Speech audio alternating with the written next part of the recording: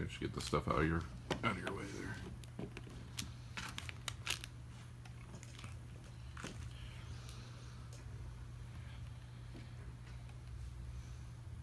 Are we live? Where's XP001? I know he's getting in on this. Read that AAR. Yes, sir. Regarding the two-man vehicle tactics class 22 through 23 April, I learned a lot that will potentially enhance my survival as a law enforcement officer. It dispelled the long-held notions of using the car for cover concealment. It filled in holes from a similar class that I took last month when we took distant shots with rifles oriented sideways over the hood and trunk, accounting for a mechanical offset of 50 meters. The two-man tactics portion was especially helpful, filling holes left from recent active shooter drills. This was an excellent way to invest this year's clothing allowance. Excellent return on investment of my time and money that the Academy failed to teach, leaving departments and officers unnecessarily open to liability. But hey, if ZERT is going to make it available, I'm not gonna fail to take the opportunity. Yeah, the zombie thing might sound goofy to most cops, but ZERT is doing more to prepare patrol than admin and academies are. I guess those are my zombies. Ooh, I like it. And failing to prepare is preparing to fail. I like that too. Those guys have real world experience they're willing to share. Take advantage of it. Be safe. This is an AR written by a law enforcement officer who recently took the two-man team tactics class near Williamsport, Pennsylvania this last weekend with XP001 and myself. As far as I'm concerned, he hit the nail on the head when describing his zombies. So what are your zombies? It's a new catchphrase I just came out with. Guys, keep taking classes because ZERT needs to pay me about $10,000 for this catchphrase. Stuff is, hey, if you guys are going to put me on a live feed, you're going to have to deal with this right now. Are you going to split your 10 grand with What are your zombies, people? What are your zombies? So, Chris, thanks, or Charlie, thanks for... It needs to pay for his fucking studio apartment. Hey, we all know that's inert, so I'm not even worried right now. He's not even carrying a firearm on him. My bad. It's only got 6 shots. I got 15. Actually 5. But I only need 1. I don't know. I've seen you shoot. You need more than that. But that's a AR written by Charlie that we shared on our main page. If you guys want to check out these AR comments or these ARs, if you haven't taken a class yet, go to After Action Reports 2017. The event is, if you go to our events page, it's under December 31st, 2017. Just scroll the whole way down, click on it. You can read all the ARs from all of our recent classes here in 2016 and 2017. As for the ARs, man, freaking Pennsylvania again's knocking out of the park. Just like I did 4 classes in the last 8 weeks. Started in Texas, went to Colorado, then Missouri. This past weekend, XP001 and myself just hung out in Pennsylvania for the weekend. Extended weekend, 4 days I think. We showed up on Friday down there on... Flew into Philadelphia. Don't recommend that. Nothing against guys in Philadelphia. But we hit Philly during the NFL draft weekend or week, so it was kind of crazy with traffic and everything on Friday night. No, it took us 1 hour to go 12 fucking miles. Yeah, excuse his language. Got coffee for me? No. Well, on the way back, it was much more enjoyable drive. Well, we ended up hitting the turnpike on the way back, and yeah. Being at the most beautiful rest stop that I've ever encountered. I guess this is from a dude that doesn't visit rest stops very often. But it really wasn't that nice. But hey, as far as XP001 was concerned, I guess it was. But all in all, we had a good time. Like I said, 4 classes in 8 weeks for me, and now I get to take a couple weeks off. And so he thinks. So I think. And Pennsylvania, yeah, I think this live feed was pretty much on our experience in PA this weekend. Is that what this is about? I don't even know. Every now and then, Gambler just sticks the camera in front of my face and says, talk about stuff. So That's what I'm doing. Either that or we fix the knees. Yeah, keep that thing away from the knees. But we had a great time in Pennsylvania, as always. It's my third or fourth class there. I'm reviewing the ARs now, posting them. As soon as I post your AR online, IM your address so we can send you a coin. I'm sorry, a poker chip over there somewhere. I don't know. Yep, they're there. But yeah, guys, you guys are knocking it out of the park on these AR comments. I think right now we got 14. We had 30 people take the class. Yeah, actually 30 people, and actually 30 people showed up. So it's always a thing where we always miss one or two guys get stuck in traffic or last minute thing. But big shout out to the Hillers for setting up such a great event. It's always a pleasure. That range is awesome. We had the vehicles, target stands. We had steel, which allowed us to get a lot of repetitions in. But I mean, if you look at it, big shout out to Paul, Mr. X here, because we've literally ran 2-day courses back to back. This will be our 5th week in a row. He's took the blunt of 4 in a row. That's a lot of travel. So when you talk about a 2-day course, the instructor flies out Friday, teaches Saturday, Sunday, comes home Monday, takes Tuesday off, gets back in the office on Wednesday, processes his paperwork, and then comes in Thursday, grabs the rest of his shit, and flies out again on Friday. Mr. Blue, the same way. He ran it hard for a while, so a lot of you guys asked, like, hey, let's get some more classes. I mean, it's taxing on the instructors, so big shout out to these guys for making it happen, and these guys staying motivated, and they're motivated by you guys, by attending courses and absorbing and showing your enthusiasm and will to learn and be proficient. But with that being said, overall with the class, there was a lot of members. There was a bunch of new members, I think 8 or 9 that never taken a ZERT course, and we had our usual members. The only thing that I'm going to probably harp on, and I'm going to do a live feed this Friday on it, is the inconsistency in loading procedures. And this is unacceptable for you guys that have taken a course with us before. You need to be able to absorb this information and apply it. So that just means that you guys are not dry practice, you're not retaining it, but I'm going to do like I said, live feed, so tune in this Friday on proper loading procedures for a rifle and handgun. But overall, the funny part is that obviously Mr. X does his diagnostics of the now drill. And we basically see where everyone's at, and then he starts ramping up the flat range stuff with handgun, turning movements, manipulation drills, and just to basically gauge where everyone's at before we went into tactics. So day 1, flat range, we broke for lunch. After lunch, he took his group, 2-man team tactics. Broke my group up and did vehicle tactics. Day 2, same thing with the rifle. But it was kind of funny because, watching you guys doing your diagnostics, some of you guys were nervous. Your groups are kind of scattered on the target, but I put you guys in a fucking, a supported shooting position with, adverse mechanical offset, shooting an 8-inch steel plate at fucking 50 meters, and you guys were killing it. So big shout out to you guys as well. And then obviously he was running the shit out of them, yelling at them, and getting them. That's what I do. Getting them right. So, but from some of you guys that took the course, obviously that you took my portion, you got a ton of repetitions in. You got to shake out your gear, run the gun, and those of you that took Mr. X's portion, you got a lot of lecture. What? What are you talking about? Busting his chops. Okay, whatever. Go over your 2-man team tactics stuff.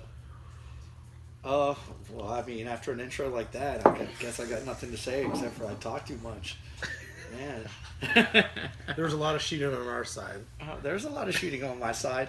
I'm pretty sure the students were like, man, we fired less than 50 rounds at XP001 side. I guess once you hit the target once, it went down. We had 2-3 shot iterations on that, and movements and reloads, and shooting through glass on steel, bailing out, grabbing rifles from trunks, doing strong side, support side, dealing with cars that you have to have keys unlock the trunks, and guys. That's reality. That's fucking reality, man. Hey, key fobs are reality. I'm trying to figure this stuff out. Hey, that was a fucking 94 fucking Ford Escort. If you're in that car rolling, that car got fucking disabled and went down, grab the key. That trunk didn't pop open because the battery was dead. Mr. X talking technology here. Yeah. Well, someone who just got fucking internet at his fucking studio. Just getting internet today at my house. It doesn't mean blow up my internet here. But Got I've rid of his 1980 sedan. finally diving into the 19th century. Finally, the 20th century and all this internet stuff. So I'm starting online schooling today. So I got to get the internet at the house. But yeah, overall we had a good time. It was fun. It wasn't necessarily funny. I'm going to hit on a key, guys. These AR comments are great, and for those of you that have taken a class from me, we didn't get to do it this time just because we had 30 members. So doing an AAR at the end of the class, it would have taken probably 2 hours. We didn't get off the range until 8 o'clock on Sunday. But we did hand out certs and stuff. Yeah, we did. We did hand out certs. We talked, guys, we're constantly developing as instructors. I try to make my classes better each time, and I do that based on you guys' AR comments. I want the good and the bad. You guys are throwing great comments out there, whether they're good or they're bad. We're going to use every one of them to get better. But a lot of the feedback we get also on the range and this and that. But after the class on Sunday, we went out to dinner with the Hillers, and we focused on some stuff. And just like XP001 said, and I'm not just going to focus on the bad here because there was a lot of good. But one thing that we noticed from class to class is there's a lot of individuals that are out there that I think the only training and the only practice that they necessarily do is the ZERT classes that they take from us. And one of the things that I want to see constant improvement from you guys, which means if you got to go take classes outside of ZERT, by all means. But more importantly, I think that you guys need to, and this is a little bit of a gut check here, and it doesn't apply to everybody because I know there's a lot of great dudes out there that train. You practice on your own, you do competition shooting on your own, and a lot of those competitions that you shoot, it gets you to focus, and it really drives home your loading procedures, your unloading procedures. If you're in the middle of a competition, and I'm not throwing any names out, but if you're in the middle of a competition, you have a malfunction, you just don't sit there and look at that malfunction and figure out what's going on and raise your hand for the RSO to come over and clear that malfunction for you. You have to do that on your own, and that's one of the great things with competition shooting and going out and training on your own is you don't have an XP001 or a Mr. X to sit there and hold your hand. And there's a lot of hand holding going on a line of 30 people, but once you get into vehicle tactics or two-man tactics, you have to figure out, you have to diagnose problems and figure that stuff out and get your gun up or get your tactics up in a timely manner because your life might depend on it. We spend too much time on a flat range just sitting there shooting at a target with an RSO. Everybody's on the same line, and if something goes wrong, you can raise your hand, but there is no raising your hand, or there are no RSOs in life, and if you gotta get over that barrier and tell yourself, well, maybe I need to train a little bit more. I don't expect you guys to go out to the range as much as we do. I'm out to the range at least 3 times a week. Retired. Because number one, I'm retired, and I spend, it's important to me, and Lord forbid I get into a situation at a freaking Walmart or at a gas station and somebody steals my cash. A Target or freaking who looks hang out at Walmart? I'll be the first person to tell you that. There's a lot of shady individuals out there, and if I get robbed, I pretty much can't do my job as an instructor anymore because there's my story. Well, Mr. X talks all this smack about self-defense and this and that, but last time I heard, he was robbed at a 7-Eleven or a gas station, and I can't have that on my resume. So I take this stuff seriously, and which means I take tactics seriously. I take my gun handling seriously. I take leadership seriously. I take, shoot, move, and communicate. All those terms out there. Speed, surprise, violence of action. I don't have a lot of speed there anymore just because I'm, a little bit on the broken side, but that doesn't mean I can't make up for it in other avenues of my training and, where I come from. So you guys need to, it's not all about just going out and, getting a warm and fuzzy and feeling good at the end of the ZERT class. It's about taking that knowledge and that experience home and practicing. And guess what? We see that when we teach. We see the people that do practice this stuff and that don't practice that stuff. If we start here in a class and we end here and the very next ZERT class that we teach, if you're back here, that tells me you're not practicing all the information and all the drills that we give you, and we want you guys to practice that. Because if we have to take it back here for the next ZERT class, and then we might get here. Well, if you guys practice all that information, of course you're going to be a little bit on the rusty side. You might forget a couple things, but the next ZERT class you're not going to be here. You're going to be here.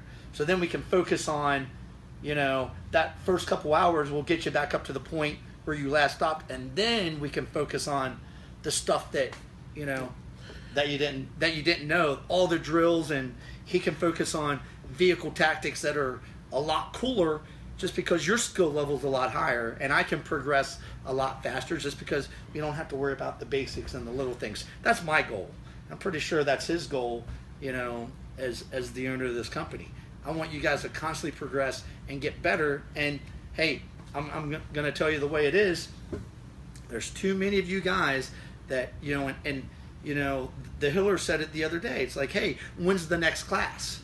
When's the next class? Well, man, I'll probably get freaking slapped upside the head for this, but instead of you guys paying for the classes for us to keep going over the basic stuff, you guys need to practice this stuff on your own. So then we can focus on cooler stuff, or nothing about this is cool. It's just, you know, all this stuff is complex, compound exercises that really aren't really that complex at all.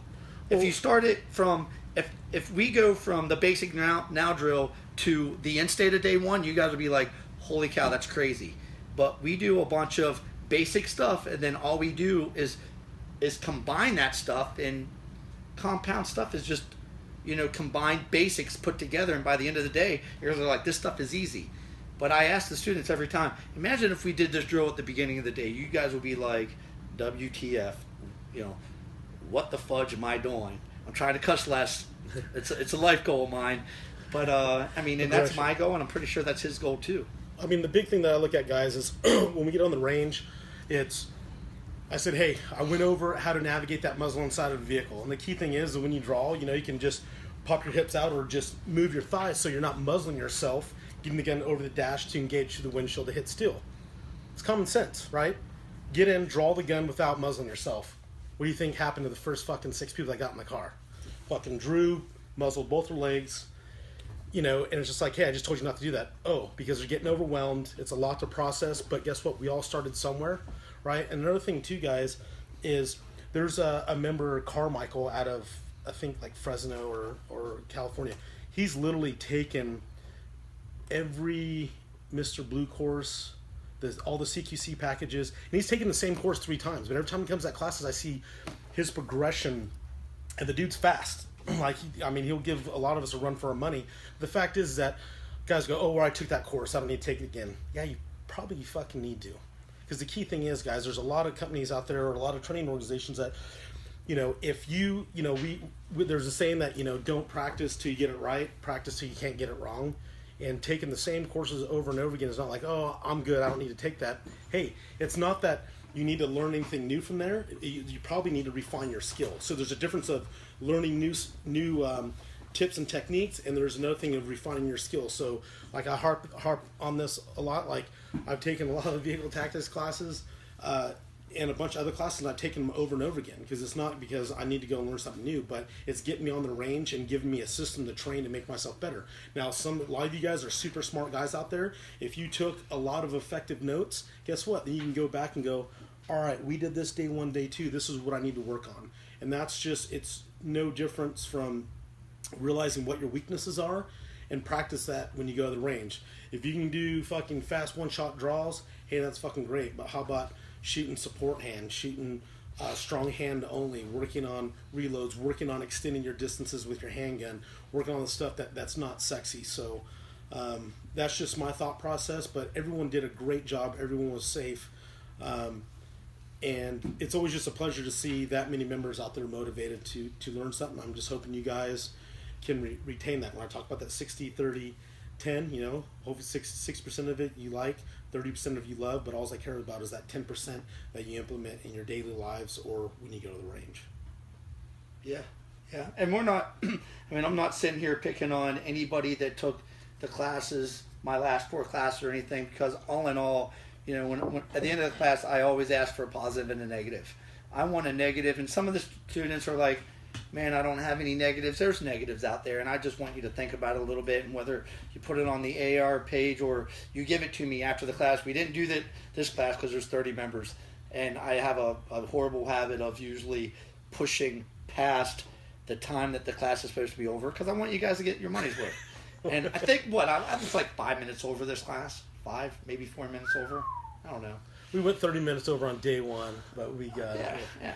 But hey, so Charlie, who's a law enforcement officer that the AAR that Mr. X just wrote, and then a big shout out to Matt Basti. So I want to talk about these two members. One, Charlie, I'm like, he shot at the last class in September that we went into, and he had iron sights. I'm like, hey man, you know, are you gonna invest in the optic? You know, he's just like, no, I want to master the iron sights, and I'm like, fucking cool, man. Kudos, dude. Big shout out to Charlie for saving his money, trying to master those iron sights. Saving his clothing allowance. Yeah, probably by now. But, you know, he was mastering those sights. But then again, we go back. Mike, I love you, brother. But Mike didn't have a quality optic, and I think it really did affect his zero on his rifle.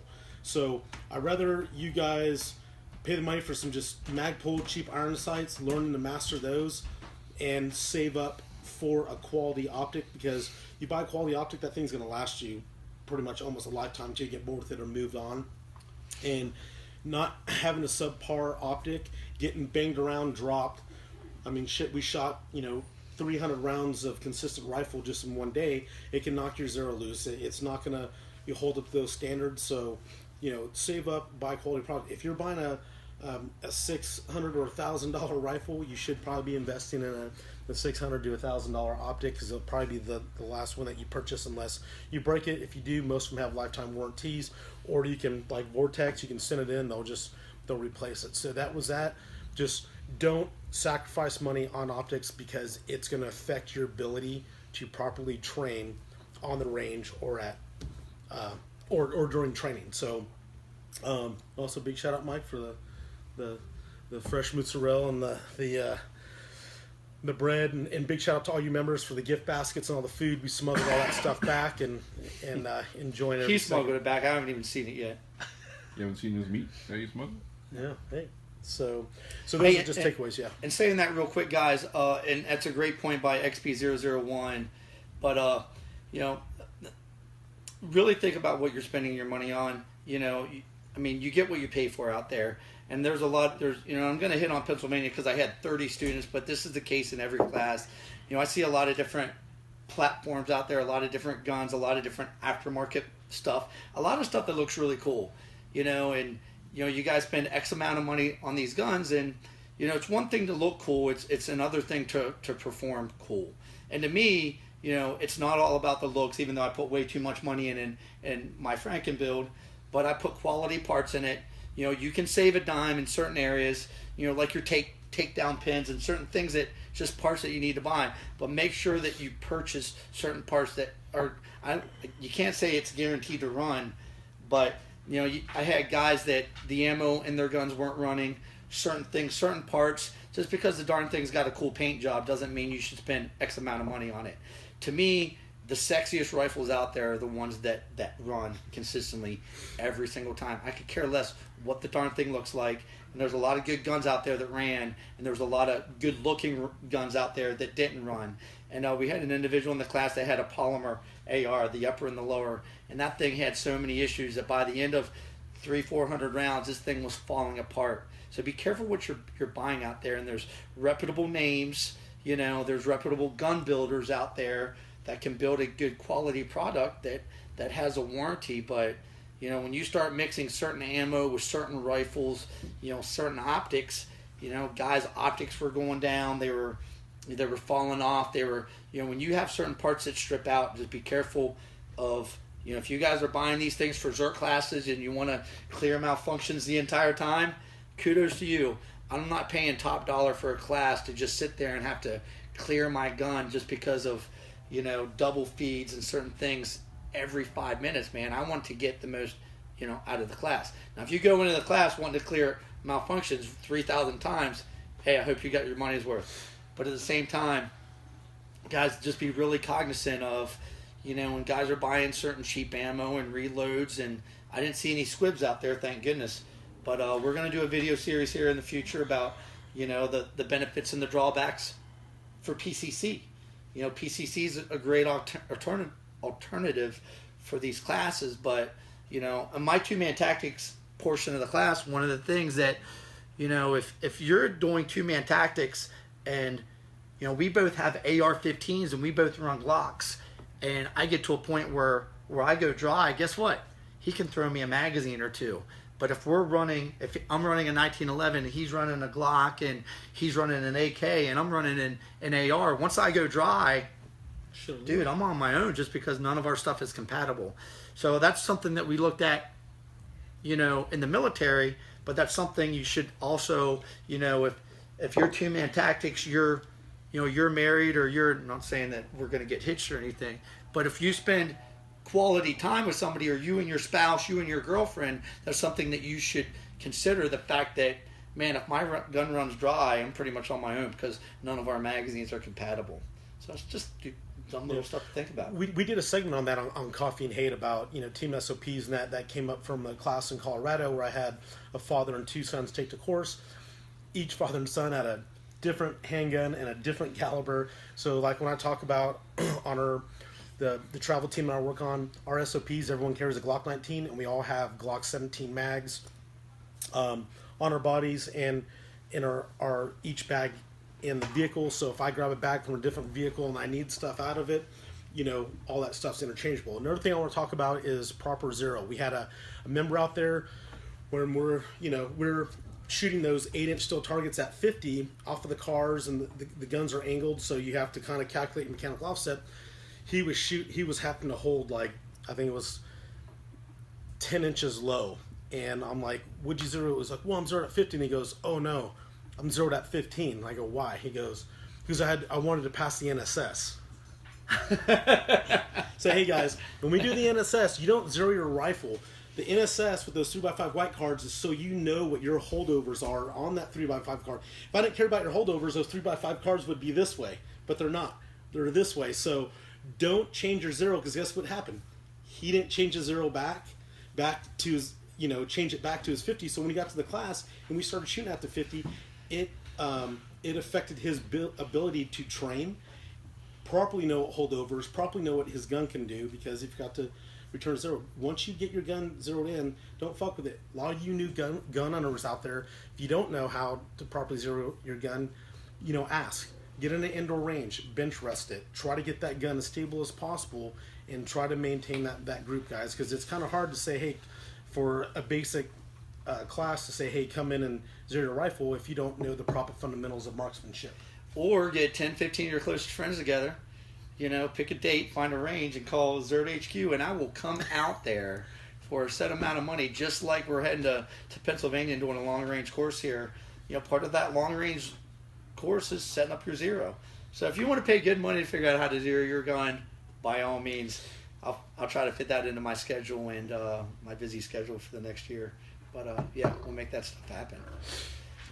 Like XP001 always says, you don't know what you don't know, and we're not giving you slack for that. And by all means, man, I'll tell you straight up, I have a different voice of opinion. It's a whole heck of a lot easier to shoot that NSS when your platform is zeroed at that yard line. But know the exact amount of clicks that you need to come down to shoot that NSS. And right after that drill, Lord forbid, put the exact same number of clicks back on that optic, so then you're shooting at a hold that makes sense.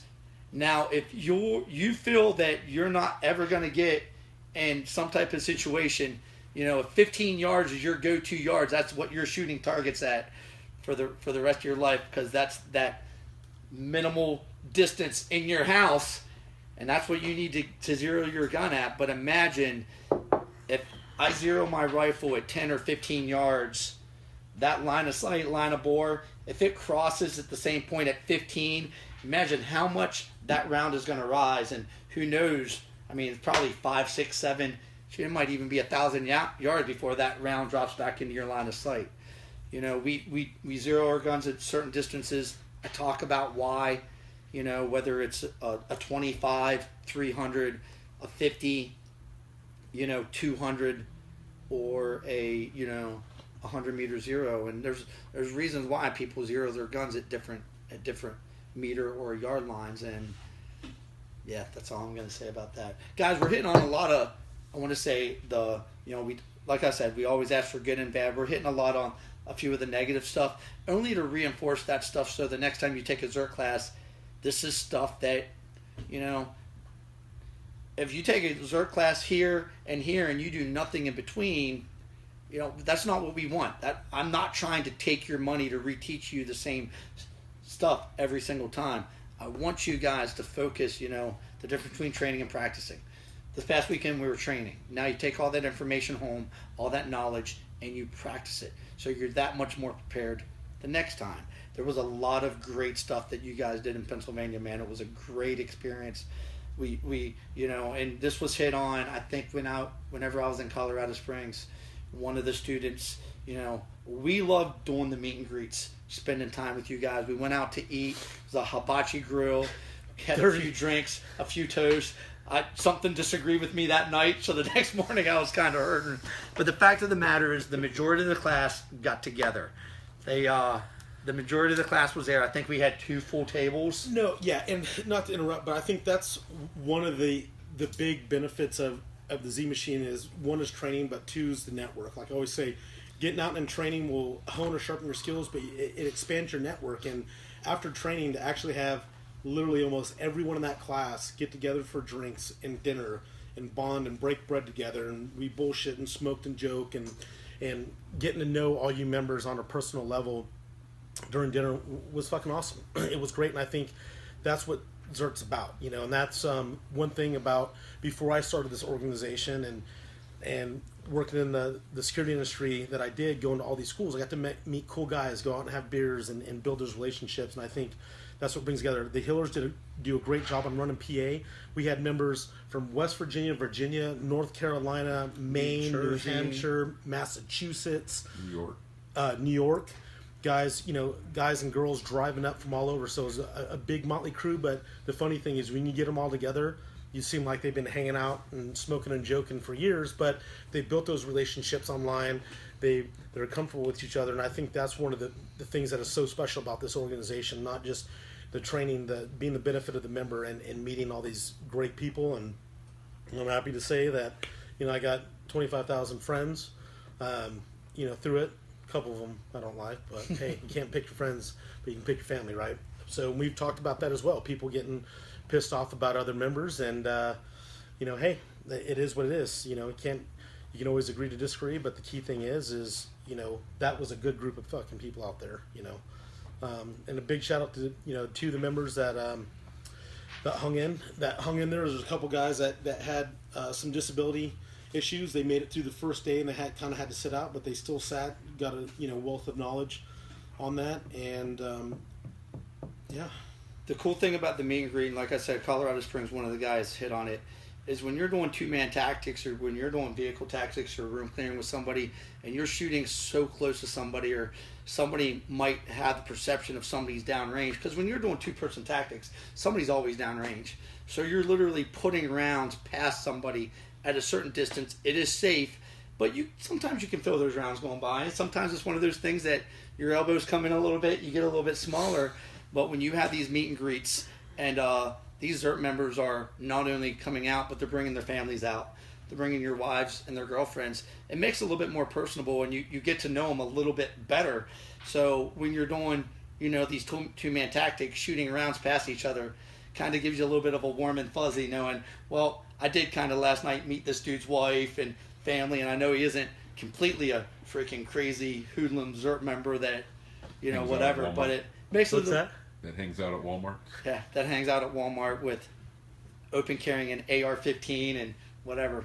But that's what I like about, I want to get to know these guys a little bit better, and have a drink and a toast and, talk about family and friends and, get to figure out why you guys are here and why you guys are taking your classes. And when I meet your wives and your kids, your daughters and your sons at these meet and greets, it's kind of one of those things that, it puts you can tell me about your family, but now I've actually met them and I've got to know them, and we kind of bond a little bit. Makes that family a little bit tighter. If you can't tell, Mr. X is a huge advocate of Match.com.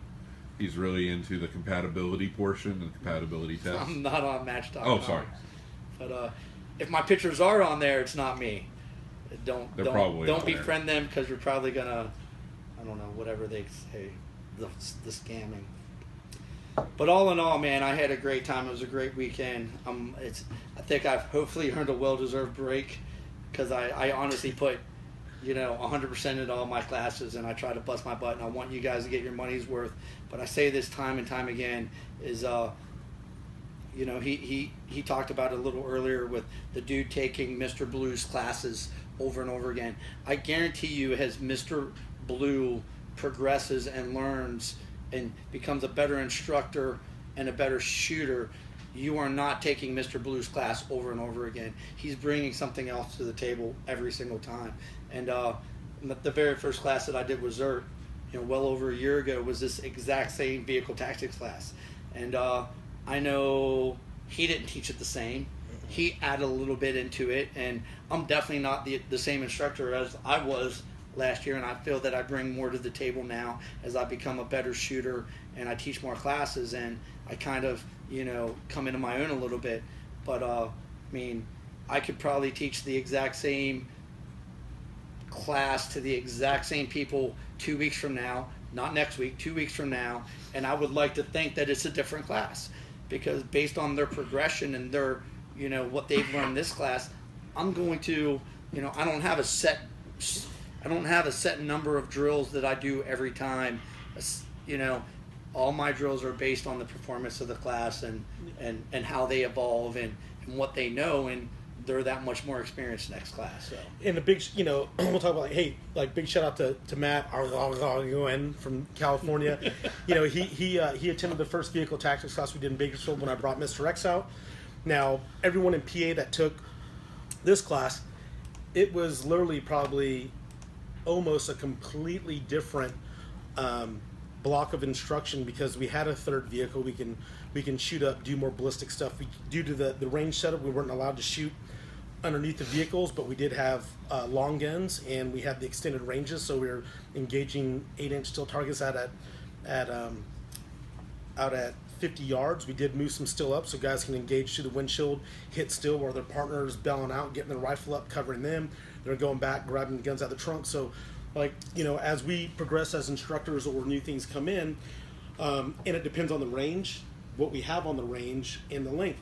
The reason why we got away with so much information this class is because we split up. I only had 14 people to deal with. He only had 14 people to deal with, or 15.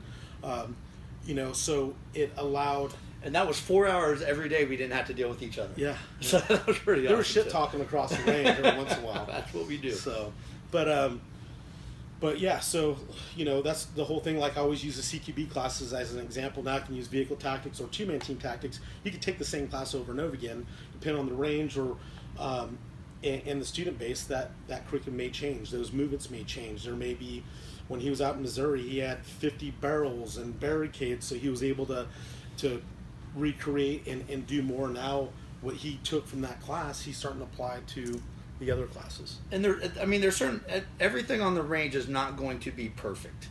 We're going to have hiccups, and there's going to be certain times where we can move over to a larger range on the left hand side, and then the landowner comes down, and all of a sudden, hey, you can't do a tactics class over there. And even though I don't have 50 barrels, every range, if I could develop a perfect range, then I might as well just buy that land myself, set it up, and then have all you guys travel to me. The fact of the matter is we're not there yet. Hopefully someday we will be. Well, we'll know by August. But every time I go to a different range, it's a different scenario. That sometimes I'm not allowed to point guns over the berm. Sometimes I have 50 barrels. Sometimes I don't. Sometimes the range is a little bit longer. Sometimes you can't shoot under barrels. And the cool thing I like about this organization, not only the members but with him, is we can adapt to that situation. Hey, we don't have 50 barrels, but we're on a live feed, Jill. I got 50 cones here that I can put cones out that represent cover and concealment. And that's what we did. We can take that, take what we got and make the very best curriculum based on the, the assets that we have there. And And I've basically learned that from watching him, in Blue and all these guys that, oh, well, I don't have a range 50 yards wide. I got a range 25 yards wide. I will make the best product based on the scenario. And, and all the feedback that I've gotten from the students is, it's not always best case scenario. Sometimes I get a little hatchback vehicle that some of these ZERT members can't fit in, but guess what? We're going to make it happen. So, and that's one of the cool things I like about this organization is, despite the fact that we have members that, no disrespect to anybody, but we might have a member that says that they can build a shoot house for a CQB class, and if that member can't take that course and that falls through, that course can still happen, and it did. And it did. And I thought it happened, and, we got a lot of positive feedback from that. And by all means, lessons learned for future classes, so we're not in the same situation, or we're better prepared for that next situation.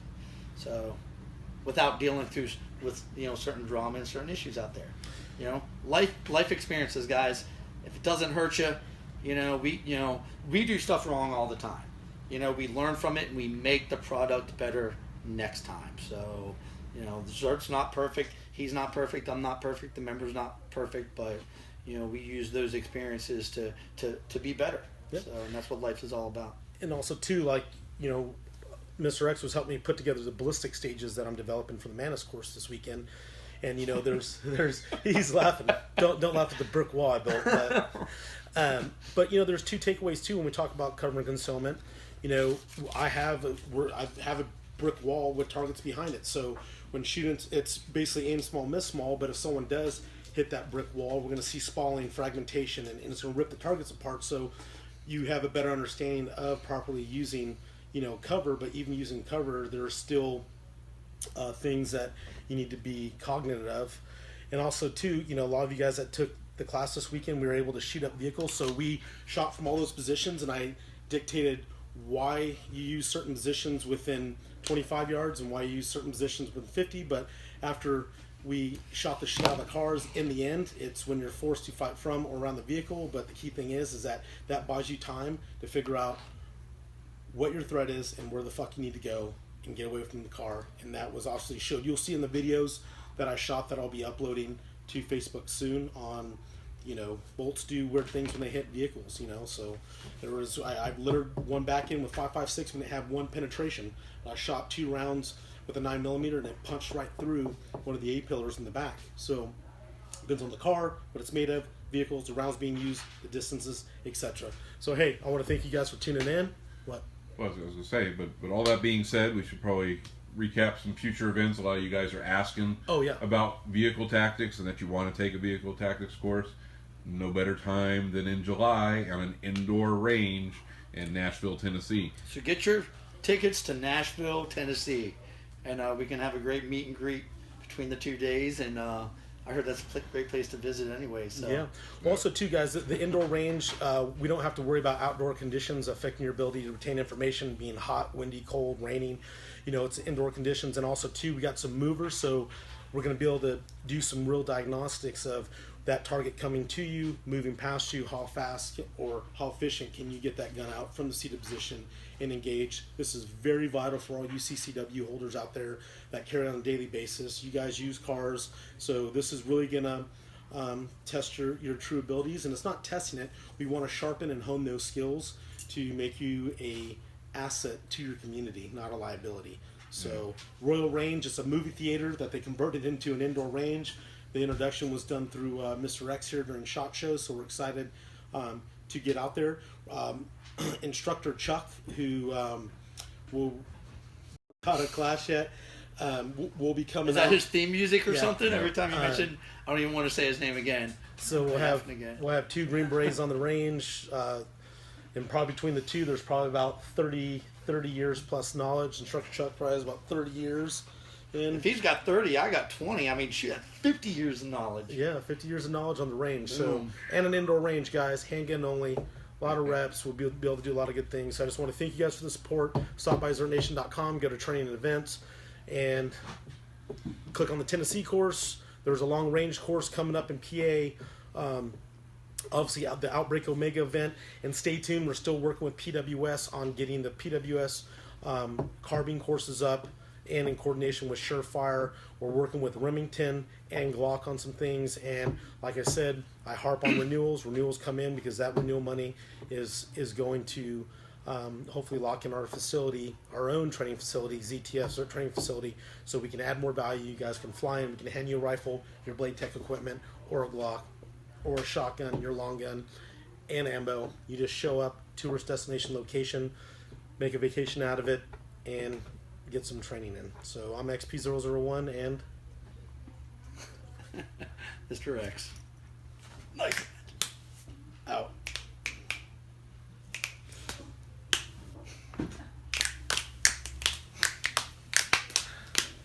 Paper rock. Paper. Paper rock. Spock. Paper rock. Paper rock. Spock. All right.